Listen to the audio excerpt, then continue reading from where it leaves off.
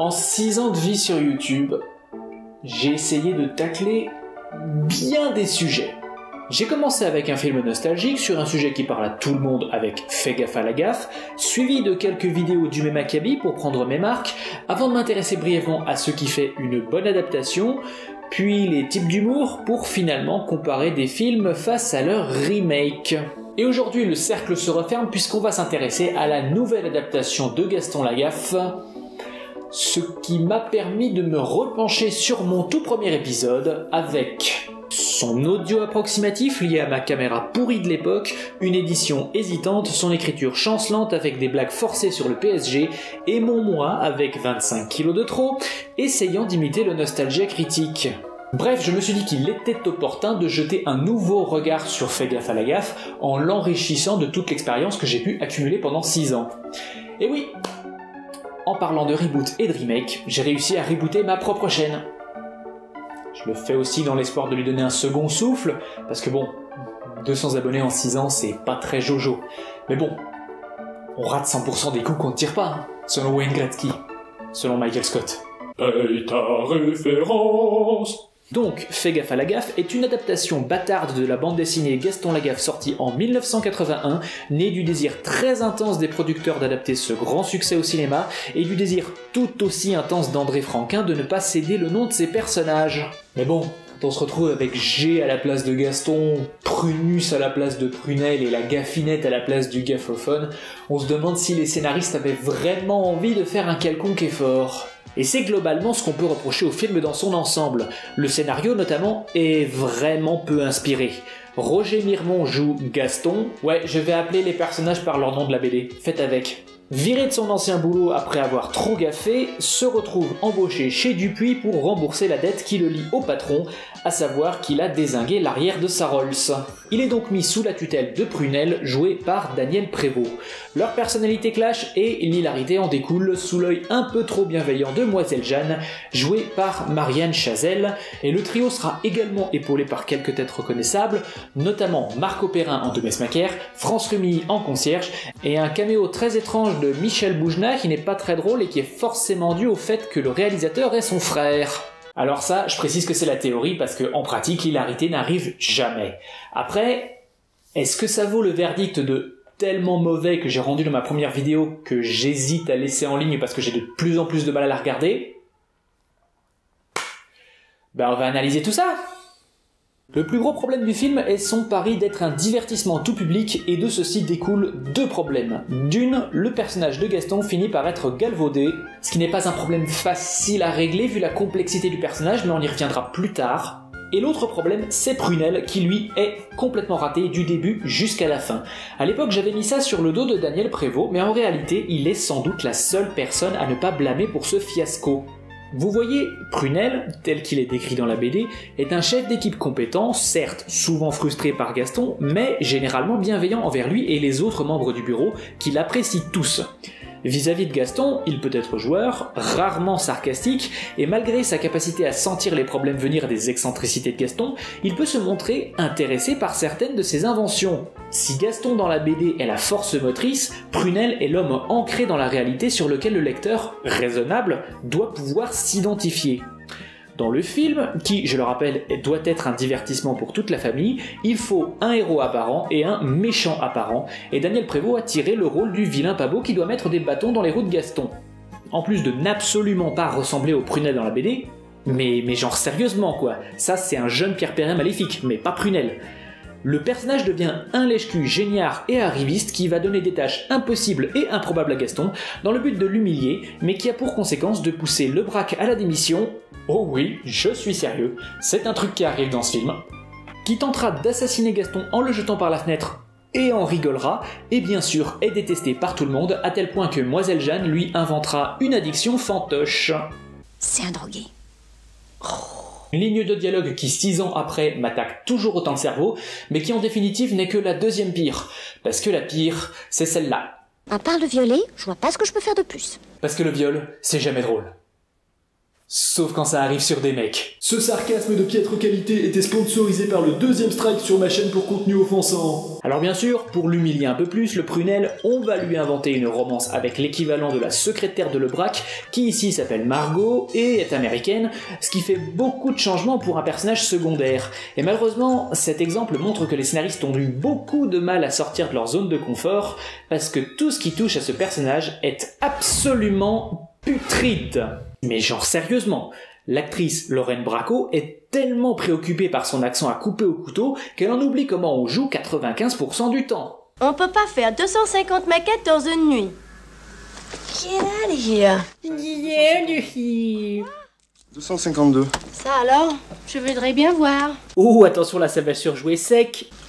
You know, you can't work like this, you know, it's just not right.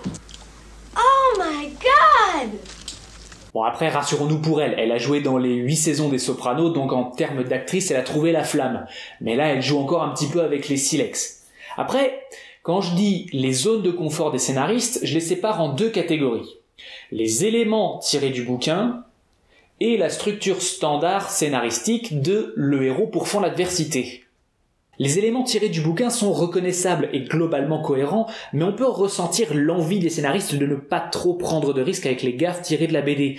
Prenez par exemple la première scène où Gaston se fait virer de son ancien boulot parce qu'il bricolait avec la porte automatique et ça a arraché la jupe de certaines clientes. Vous pouvez penser que cette intro est fidèle au personnage de Gaston, en plus du fait que les gags impliquant des portes, ça manque pas dans la BD.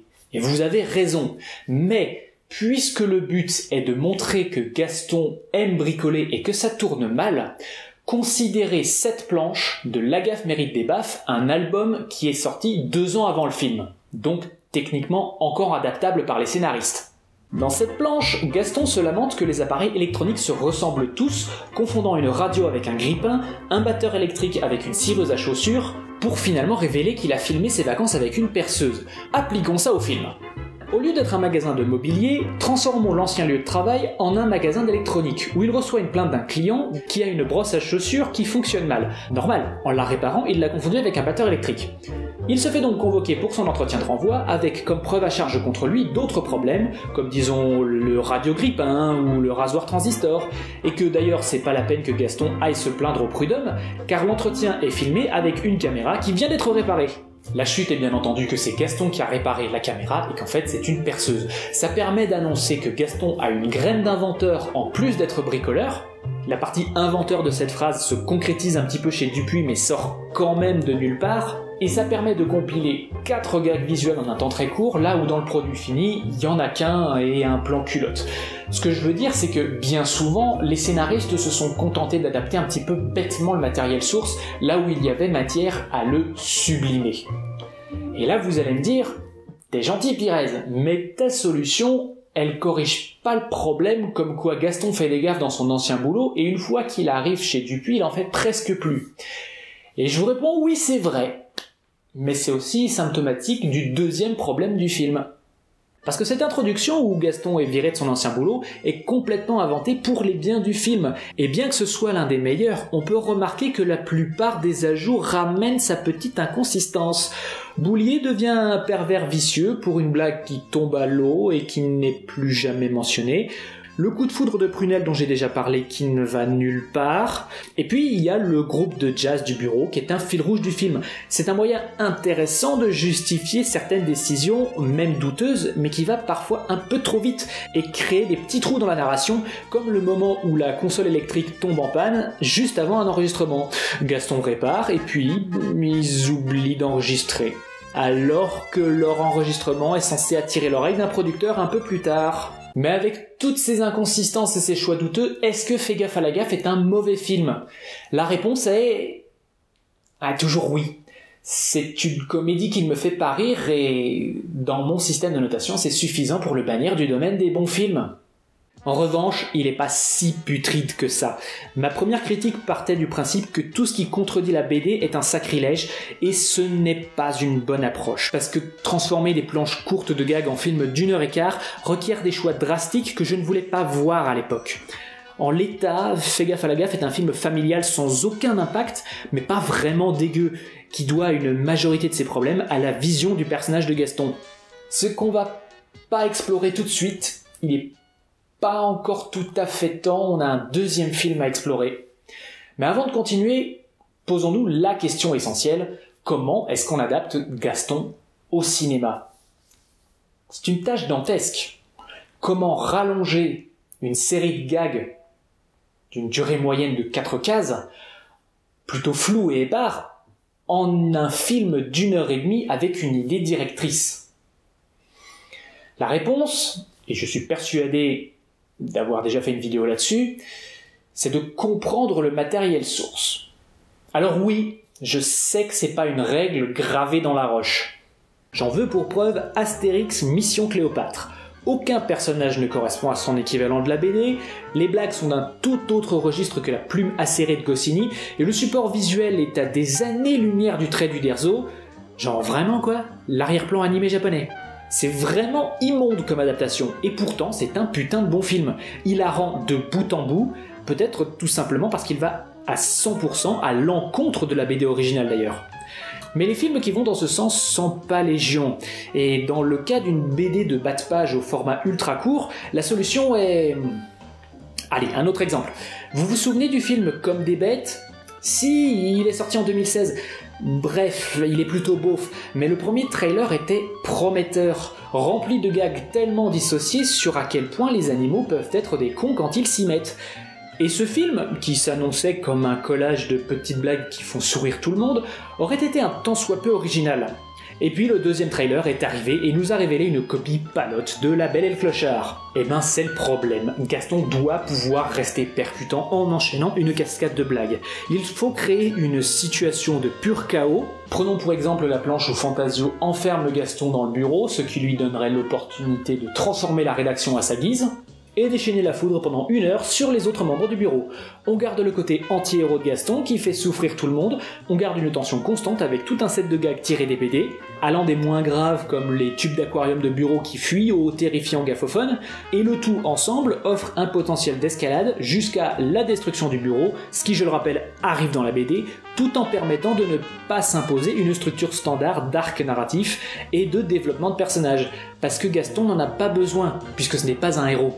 Pour moi, c'est le meilleur moyen d'adapter Gaston à l'écran et je sais que ça fonctionnera parce que 25 ans plus tard, les gens ont toujours un grand bonheur à regarder les épisodes de Bibi et Coyote ou Maman j'ai raté l'avion, alors que Comme des bêtes, 2 ans plus tard, tout le monde l'a oublié. Ou alors, s'il faut vraiment garder un arc narratif cohérent, il y a toujours la guerre des boîtes, une des seules séquences scénarisées dans le tome 4, celui que tout le monde oublie parce qu'il y a plus de mots que de dessins et que plus personne sait lire. Mais bon, c'est pas parce que j'ai des idées qu'elles sont forcément bonnes, et peut-être que cette nouvelle adaptation de 2018 a suffisamment de cœur pour réussir là où Fais gaffe à la gaffe avait échoué. Quoique la fille d'André Franquin a qualifié ce film de gros désastre. Ça part pas bien, mais bon, allez, allons le regarder.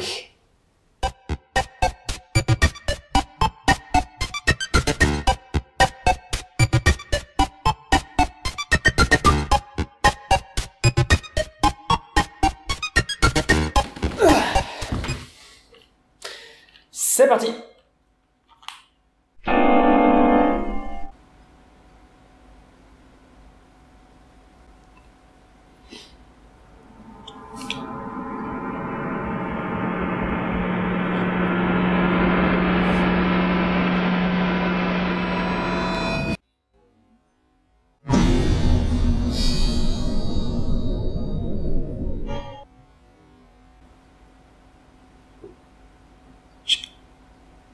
J'en crois pas mes yeux.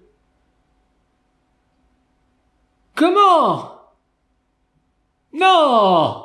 Laissez-moi préfacer cette critique en posant une question. Au cinéma, qu'est-ce qui marche en ce moment?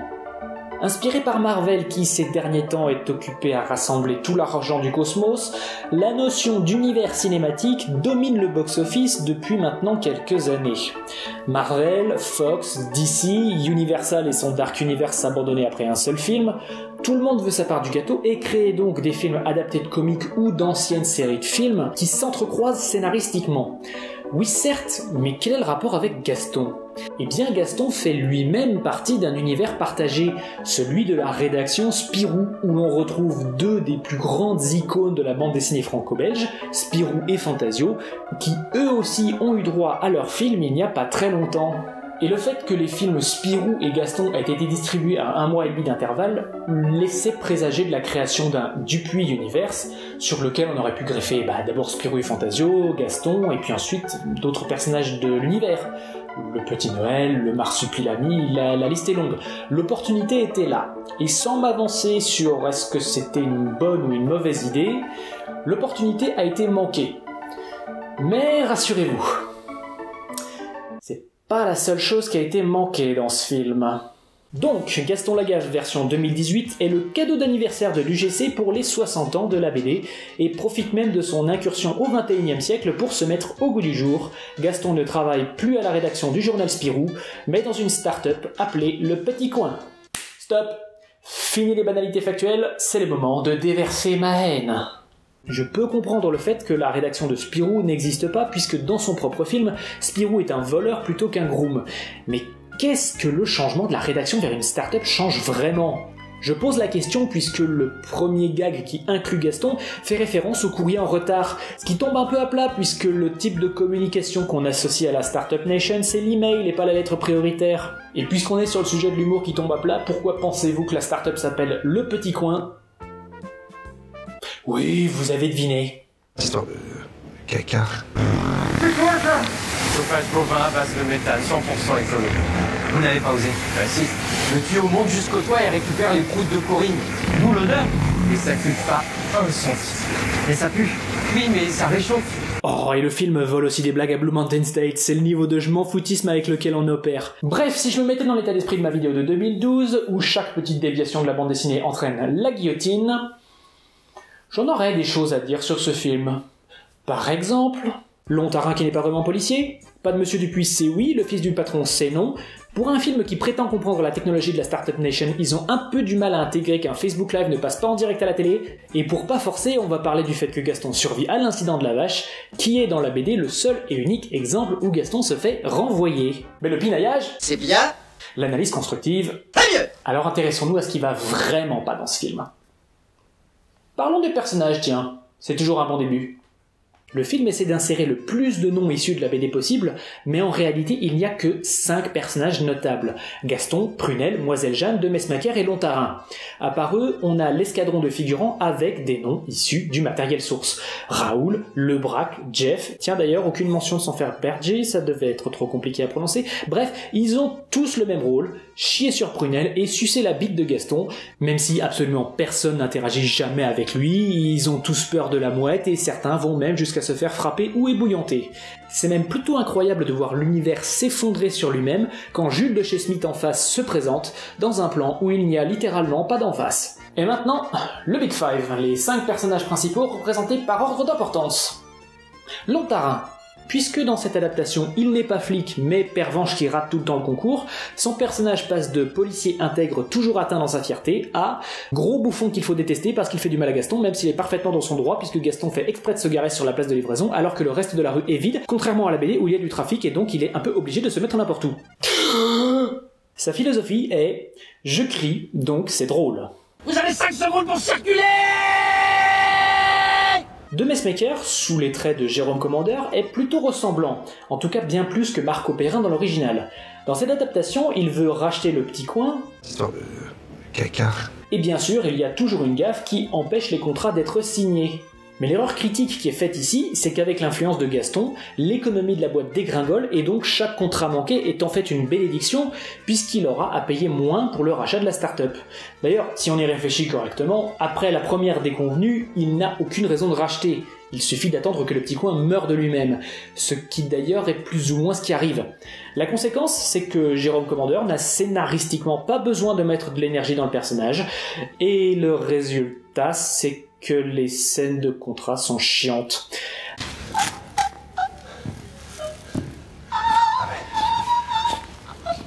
On se reverra, Prunelle. On se reverra! Marco Perrin, lui, même s'il ne ressemble pas au personnage, était capable d'y injecter de l'énergie. Sautez! Sautez.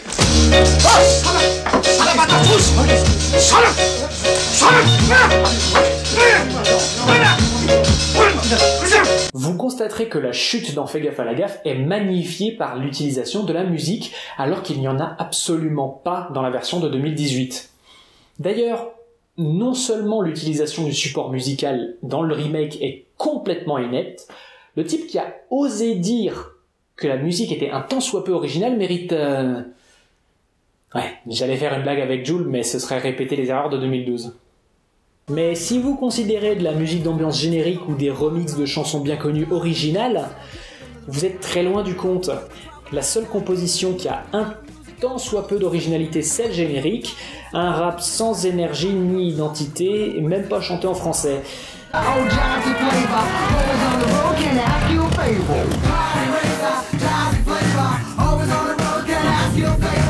C'est vraiment ce qu'on imagine quand on parle de Gaston ? Mais je m'emballe. Revenons au personnage. Moiselle Jeanne. Ce point-là risque d'être un petit peu plus débattable. Le personnage de Moiselle Jeanne, tel que présenté dans la BD, est un peu difficile à appréhender. Dans les premiers tomes, elle est plus ou moins une punchline en tant que femme. Plus petite que les autres, plus ronde, les yeux ultra rapprochés dans des lunettes énormes, un putain de tarin et un sens de l'habillage douteux lié à son daltonisme. Elle est clairement laide, et c'est aussi un petit peu pourquoi elle est attirée vers Gaston. Ça fait partie de la blague. Et puis, avec le temps, Franquin a commencé à apprécier le personnage, et dans le processus, elle est devenue non seulement plus belle, mais aussi plus... Et elle a commencé à participer plus souvent à la vie du bureau. Elle est toujours inférieure en termes de beauté, comparée à la secrétaire de Lebrac, qui est devenue d'ailleurs sa seule compétition à partir du tome 7, mais elle n'est plus dénuée de charme. Et c'est pourquoi je considère génial le casting de Marianne Chazelle dans l'original. Elle est pas laide, mais c'est pas un canon non plus. Ça, c'est le rôle de Lorraine Bracco, qui d'ailleurs scénaristiquement l'inspire beaucoup. Dans le nouveau, non seulement Alison Wheeler et la secrétaire n'apparaissent jamais ensemble à l'écran, mais en plus, c'est la plus belle des deux, et son rôle scénaristique est le bonbon pour les yeux. C'est la potiche de service qui tombe pour tout ce que fait Gaston, avec un arc où elle se réveille au grand jour comme une fleur qui éclot, qui n'a donc aucun sens, sort de nulle part et commence bien trop tard pour avoir un quelconque impact sur la narration. Et puis, un peu comme Jérôme Commandeur, par moments elle a du mal à insuffler de l'énergie au personnage. Mon Dieu, Gaston. Et maintenant, le duo de choc, en commençant par Prunel, joué par Pef, qui est également scénariste et réalisateur, donc qui devait avoir une idée sacrément précise du personnage, et qui pourtant retombe dans tous les travers de l'original. Une fois de plus, Prunel finit par être détesté par tout le monde, non pas parce qu'il veut détruire Gaston cette fois, mais parce qu'il est trop occupé à le gérer et le reste de son travail en pâtit. Ce qui en tant que tel gomme le défaut de l'original, mais par-dessus on réécrit un truc intéressant. Cette fois, c'est aussi Hitler. Quand les choses tournent mal, le personnage transforme la start-up en camp de concentration. Je dirais bien que le scénariste aurait dû voir à quel point c'était une idée de con, mais bien entendu, c'est la même personne. Ce changement, et c'est d'ailleurs un sacré tour de force, n'a absolument aucun impact sur la narration, puisque les personnages secondaires sont des moutons, et les implications d'un tel choix sont balayées sous la forme d'un montage super court, ce qui me fait m'interroger sur la gestion de ce film. 1h20 il fait, c'est très court pour un film moderne. Et pourtant, toutes les situations vont à 200 à l'heure, à tel point qu'on n'a aucune notion du temps qui passe. Le film tient sur 6 mois alors qu'il a été tourné en 2 jours. Le meilleur exemple est la première incursion de Messmaker où l'enchaînement entre les scènes se fait en un claquement de doigts. Il n'y a absolument aucun marqueur qui indiquerait un passage du temps. Par exemple, tout le monde porte les mêmes vêtements.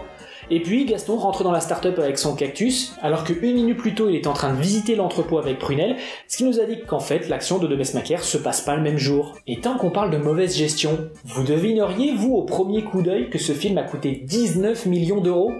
Toute la start-up ressemble à un vieil entrepôt désaffecté, le chat en image de synthèse serait rejeté de la pub feu vert et ses mouvements ne coïncident pas entre les plans. Il y a très peu de diversité dans l'utilisation de la caméra, à part le banal plan contre plan. Le film prend toujours la route la moins chère, et en conséquence, ce film est moche. Que ce soit en dehors ou en dedans, ce qui nous amène directement au personnage de Gaston. Vous voyez, on a fini par y arriver. Dans la bande dessinée, Gaston est quelqu'un qui est apprécié de tous les membres de la rédaction jusqu'au moment où il pâtisse d'une gaffe. Et c'est parce que Gaston est loufoque, il est maladroit, mais il est aussi un type sympathique et respectueux. Voici l'introduction de Gaston dans la version 2018. Et puis dans votre état, là, faut pas vous tuer à la tâche. C'était pas prévu. Dans toute entreprise, il faut des gens comme vous. Non, on s'arrêtera pas sur la blague du fauteuil roulant qui sort un peu de nulle part. Circulez. La différence est la plus belle des richesses, et en plus on remplit les quotas. Alors, si vous avez besoin de quoi que ce... La première image du personnage est un trou du cul irrespectueux, renforcé par une philosophie de vie très pédante. Moi, de base, tout ce qui est médailles, compétition, le classement, je préfère quand tout le monde gagne. Pas cette manie d'être toujours connecté à des machines. Au moins, avec les amendes en papier, on pouvait faire des avions, des boulettes, des confettis. Pas bon pour votre dos d'être toujours penché sur votre bidule, là. Et pourtant, il faut être de son côté, parce que c'est le héros. Et c'est le problème des deux films. Ils oublient que Gaston est, par essence, quelqu'un d'immoral et très peu éthique, au point de parfois en être malhonnête. Ça explique pourquoi les deux longs métrages sont vides de substance humoristique, parce que, dans la BD, Gaston n'est pas un héros. Peu importe ses actions, le spectateur sait qu'elles ne sont pas acceptables et s'attend à ce que Gaston en souffre, ce qui arrive dans la BD. La moitié du temps, ses inventions et autres farces lui retombent dessus. Et en plus de ça, chaque potentiel de gag est exploré sous de multiples facettes pour maximiser le potentiel humoristique. Dans les films, Gaston est le héros, donc il est intouchable, et chaque outil de la BD est présenté, utilisé, puis oublié. Cela étant dit, le film original masque mieux ses défauts. Le fait que Gaston soit le héros, Prunelle le méchant et Mlle Jeanne la romance est pleinement assuré pour correspondre au support de schéma narratif standard catégorie 29-C, le film s'en retrouve plutôt agréable à regarder et il se termine sur une note positive d'un point de vue adaptatif, à savoir le bureau détruit par le gaffophone. Ce qui nous fait dire « oui, ça c'est Gaston ». Le Gaston de 2018 est vide, mais il est aussi moche, bruyant et il se termine sur la pire fausse note de l'univers Gaston. Tout le monde fête la destruction des contrats avec un concert de gaffophone qui ne détruit absolument rien, alors qu'on a vu ses capacités ravageuses un peu plus tôt dans le film. Et c'est la vraie différence entre les deux adaptations. Elles sont toutes les deux mauvaises, mais les choix faits dans Fais gaffe à la gaffe sont cohérents à l'intérieur de leur propre univers, et en conséquence, le film est un divertissement correct pour toute la famille. La version de 2018, elle est vide, elle retombe dans les mêmes travers que la version de 81, mais elle apporte en plus des nouvelles tares tout en retirant du charme. Et à la fin, ce qui reste, c'est... Histoire de caca. Mais si vous me donniez le choix, je prendrais Fais gaffe à la gaffe tous les jours que Dieu fait et... Attends. Quoi ? Putain, je viens d'admettre que c'est pas un si mauvais film que ça.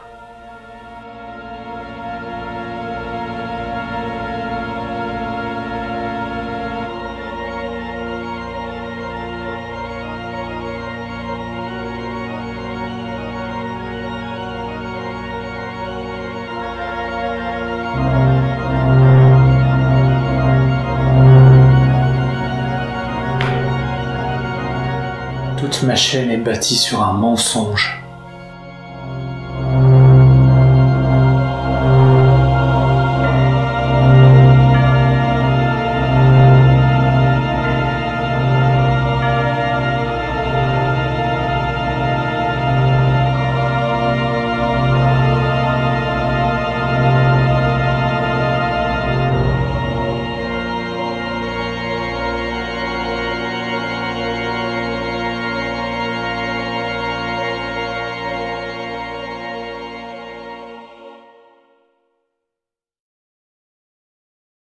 Hey, salut tout le monde, c'est Pires de nouveau. Si vous êtes arrivé jusqu'ici, je présume que cette vidéo vous a plu, donc vous connaissez le principe, hein, tous les youtubeurs vous le répètent. Abonnez-vous, likez, partagez, tout ça. Mais surtout, ce que je voulais vous demander, c'était de me rejoindre sur ma page Facebook, parce que je vais faire une vidéo un peu supplémentaire dans les jours qui viennent, une vidéo d'annonce sur mes futurs projets. Voilà, je vous laisse ici, et moi en attendant, je retourne sur la démo de Mega Man 11. A plus!